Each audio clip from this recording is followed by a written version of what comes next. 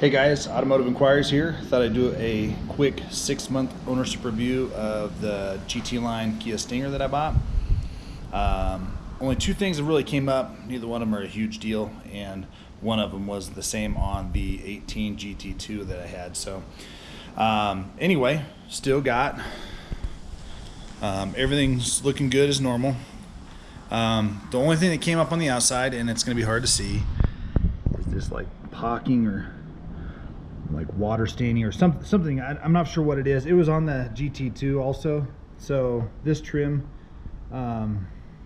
it's only doing it on this side. It's kind of funky, but you won't be able to just take wax and get that off. I've tried just about everything. I have a detailing business on the side, and you know, I tried everything that I had in the book, and if you use wax on this, it's going to get down in this rubber. You can see a little bit of white right there, but you're going to have to try and get that out because it'll dry out the rubber.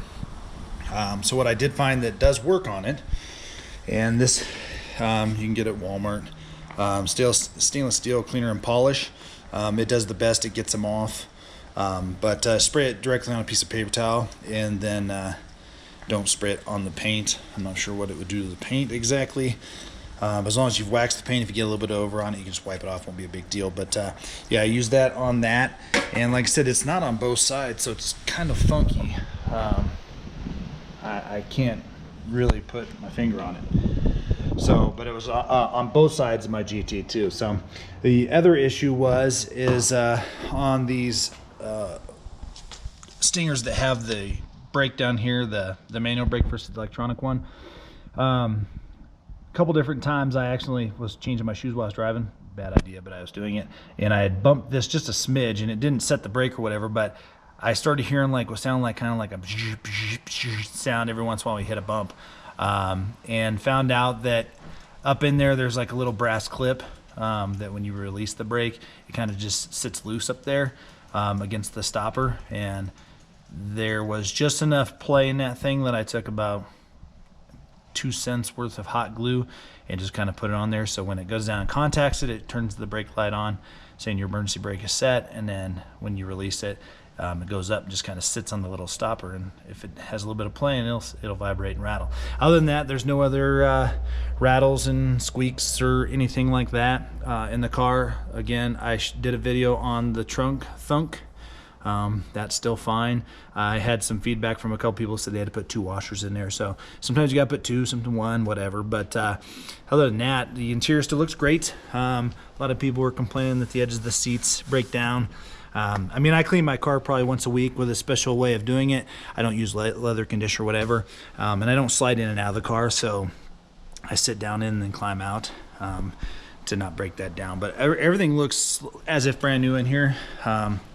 So, you know, no shiny on the leather of the steering wheel or anything. The piano black, everybody complained that that's going to scratch all up and be issues, and I have had dust on there, and the way I clean my car is I vacuum it, blow it off first. I don't have any scratches in that piano black material.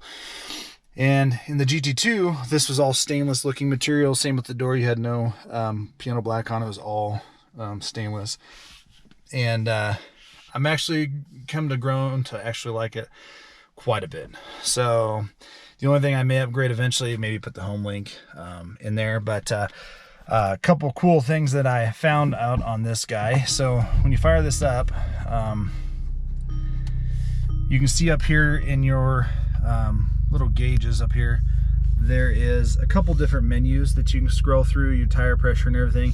Well, if you push this menu button, and one thing that's cool is because the GT2 comes with a bigger display, it's color, and it shows all your navigation stuff up in there and also up in the heads up, along with over here. And it's really neat, but you know, when people get in this lower grade one, they're like, oh geez, you know, it doesn't have a lot of cool features. Well, if you push this button and then you look up there, it's going to scroll across to where there's a gear, there's the car, that's going to be your fuel economy. If you go one more, normally if you don't have a route in there, so let's pause this guy, you're only going to see this one little compass car thing. Like most people just want to know what direction they're driving or whatever.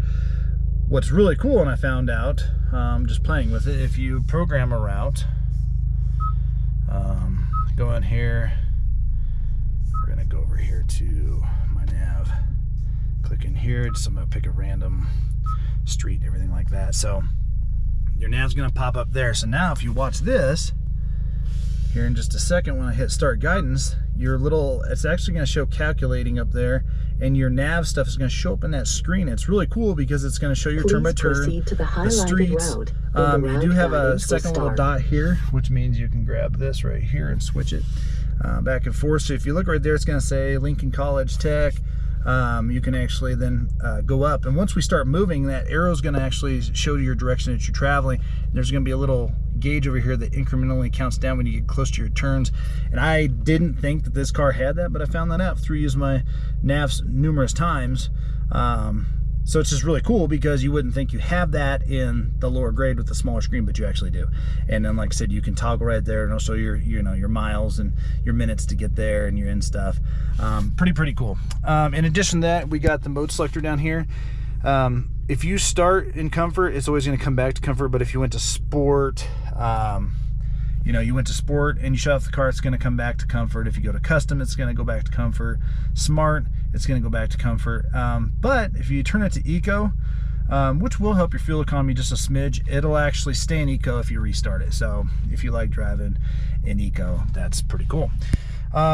Next thing I found out, nav is really great. I mean, when you go to start a route and type it in, you can literally just type it all in one line. You don't have to go through dozens of different screens to get to, I want to go to 123 Main Street. It doesn't say type in the street first. You can type in 123 Main Street, Denver, Colorado, bang, bang, boogie. It'll find whatever you want.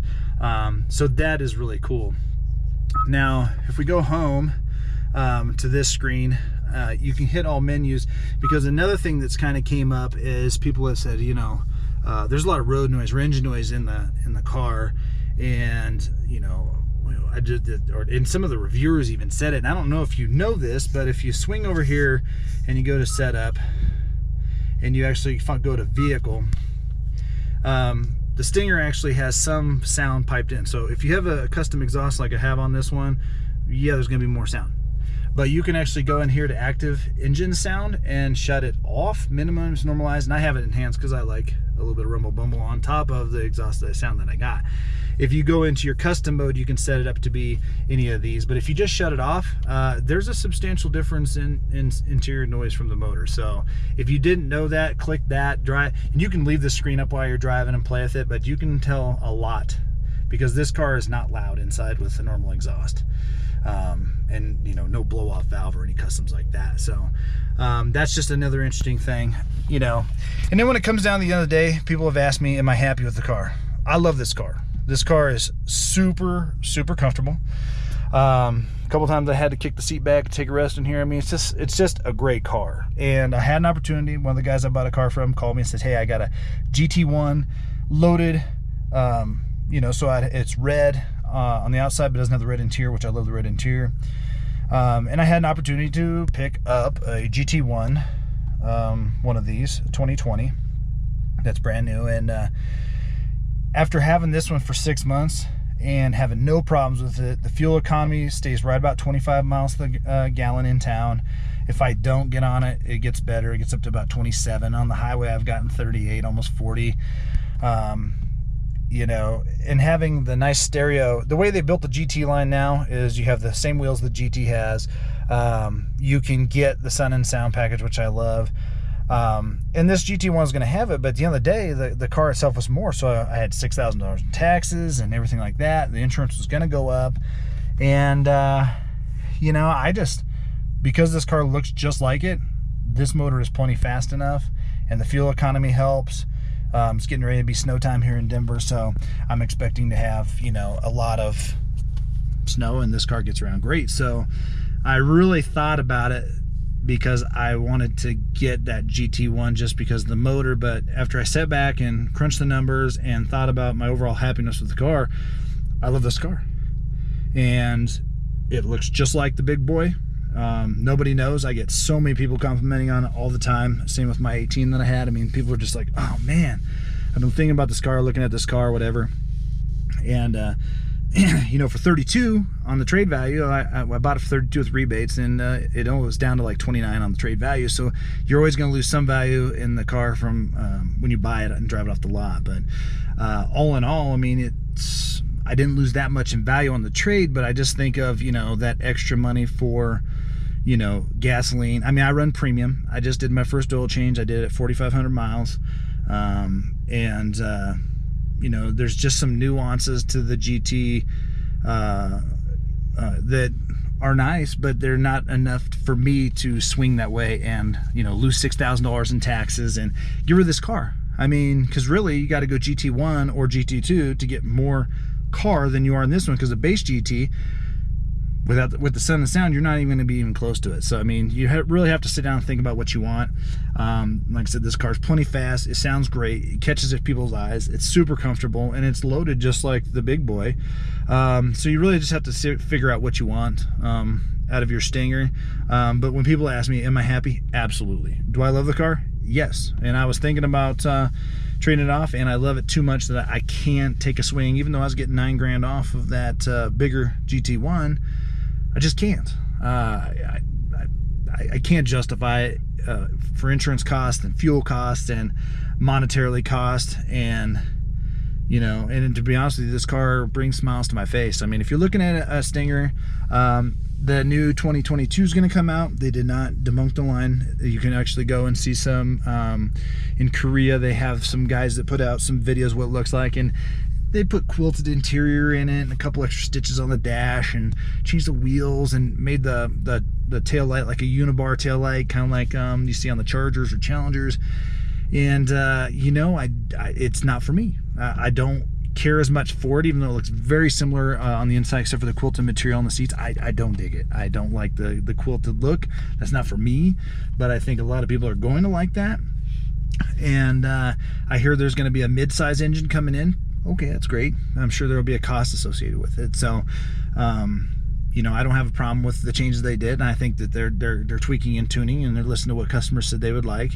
But you know, that means 2020s and 2021s you probably get a smoking great deal on, because if you like the car and think about the car, and you don't need the newer taillight and you don't need the quilted material, the inside's basically the same. They're going to put a bigger screen up there, but you know, my wife's Telluride's got a big screen. I don't know if that's a deal breaker for some. This is plenty big of a screen, because at night the thing's, you know, glowing. So but other than that, I've had no problems with it.